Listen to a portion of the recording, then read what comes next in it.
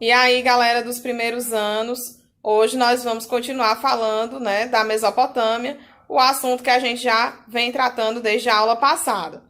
Hoje a gente vai falar especificamente sobre o domínio de um outro povo na região da Mesopotâmia. Semana passada a gente falou dos sumérios, aquele pessoal que foi responsável por criar a escrita, chamada escrita cuneiforme, e hoje a gente vai falar sobre o domínio dos amoritas. Os amoritas foi um povo que também dominou aquela região durante um período, e eles fundaram o chamado Primeiro Império Babilônico.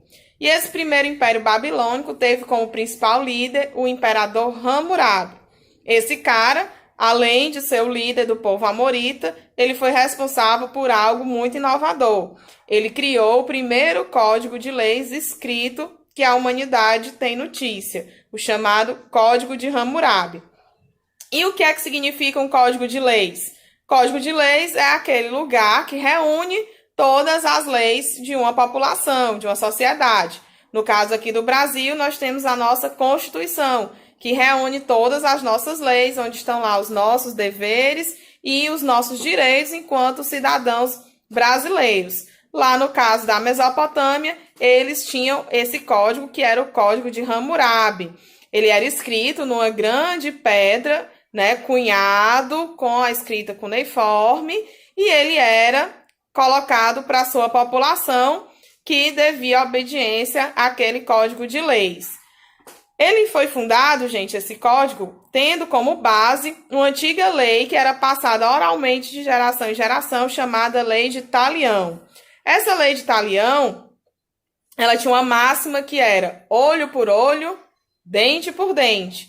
À primeira vista, parece algo muito justo, né? Você comete um crime e vai pagar na mesma moeda, né? Tipo assim, matou, morreu. Parece justo, mas na verdade, para variar, não era bem assim que acontecia, né? Tudo era bem diferente se as pessoas envolvidas nesse crime fossem pessoas de camadas sociais diferentes. E o que é que acontecia? Sempre as pessoas mais pobres estavam em desvantagem, né? Sempre as pessoas mais ricas tinham mais benefícios com esse código de leis. Exemplo disso, se um senhor matasse um escravo, ele não ia ser morto. Ele teria que pagar um outro escravo para o dono do escravo que ele matou.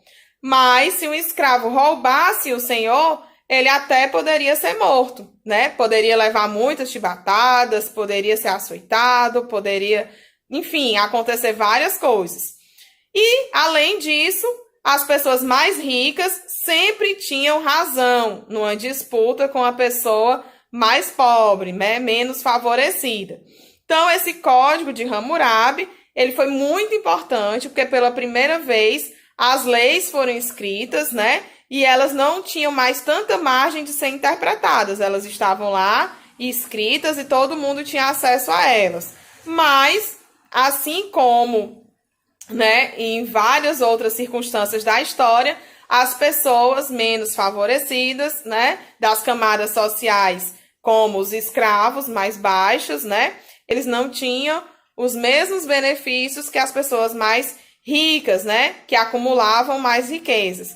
Então, a lei de Talião, que vigorava, né, era uma lei oral que foi passada de geração em geração e foi a base desse código de Hammurabi, que era o olho por olho, dente por dente. Ela parece justa, mas ela tinha suas diferenciações de acordo com as camadas sociais. É isso que tem que ficar bem claro sobre o código de Hammurabi.